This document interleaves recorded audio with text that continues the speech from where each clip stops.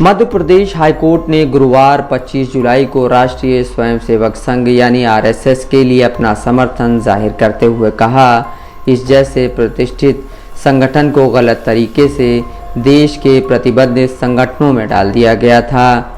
Court ने सरकारी अधिकारियों पर आरएसएस की गतिविधियों में शामिल होने या भाग लेने पर प्रतिबंध के खिलाफ दायर 2023 की याचिका का निपटारा करते हुए यह टिप्पणी की।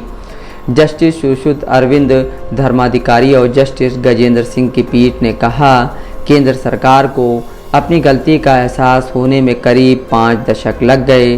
सरकार को इतना समय लग गया यह स्वीकार करने में कि आरएसएस जैसे अंतर्राष्ट्रीय स्तर पर ख्याति प्राप्त संगठन को गलत तरीके से देश के प्रतिबंधित संगठनों में रखा गया था और उसे वहां से हटाना आवश्यक है। इस प्रतिबंध के कारण इन 5 दशकों में कई तरह से देश की सेवा करने की केंद्र सरकार के कई कर्मचारियों की आकांक्षाएं कम हो गईं। बता दें कि केंद्र सरकार के सेवानिवृत्त कर्मचारी पुरुषोत्तम गुप्ता ने 1966 के निर्देश के खिलाफ सितंबर 2023 में मध्य प्रदेश हाईकोर्ट का दरवाज़ा खटखटाया था। अंग्रेजी अखबार द हिंदू के मुताबिक प्रतिबंध हटाए जाने के बाद केंद्रीय कार्मिक एवं प्रशिक्षण विभाग DOPT ने एक हलफनामा दायर कर मध्य प्रदेश हाईकोर्ट को अपने 9 जुलाई को जारी मेमोरेंडम के बारे में सूचित किया, जिसमें आरएसएस को प्रतिबंधित संगठनों की सूची से हटा दिया गया था।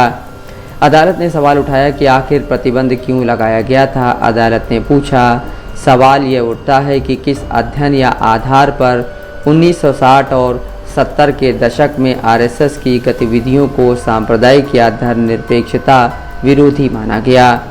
वह कौन सी रिपोर्ट सांख्यिकी सर्वेक्षण था जिसके आधार पर तत्कालीन सरकार इस निष्कर्ष पर पहुंची कि केंद्र सरकार के कर्मचारियों का आरएसएस से जुड़ाव है। अदालत ने आरएसएस के सहायक गैर राजनीतिक संगठनों के साथ किए जाने वाले व्यवहार पर भी सवाल उठाया।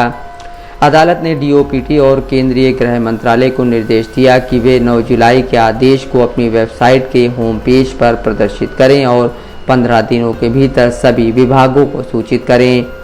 आरएसएस एक हिंदू राष्ट्रवादी संगठन है जिस पर पहली बार आज़ादी से पहले जनवरी 1947 में प्रतिबंध लगाया गया था।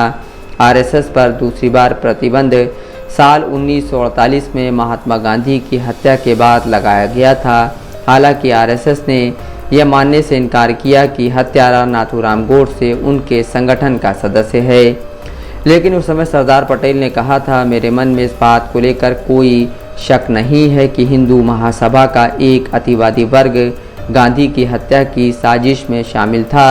आरएसएस की गतिविधियां सरकार और देश के अस्तित्व के लिए एक स्पष्ट खतरा हैं। हमारी रिपोर्ट बताती है कि प्रतिबंध के बावजूद वे गतिविधियां कम नहीं हुई हैं। वास्तव में जैसे जैसे समय बीतता गया, आरएसएस के लोग और अधिक आक्रामक होते गए और अपनी विध्वंसक गतिविधियों में बढ़ते गए। आरएसएस से 11 जुलाई 1949 को इस शर्त के साथ प्रतिबंध हटाया गया था कि वह भारतीय संविधान और राष्ट्रीय ध्वज के प्रति अपनी निष्ठा व्यक्त करेगा। Bureau report, Dastak live news.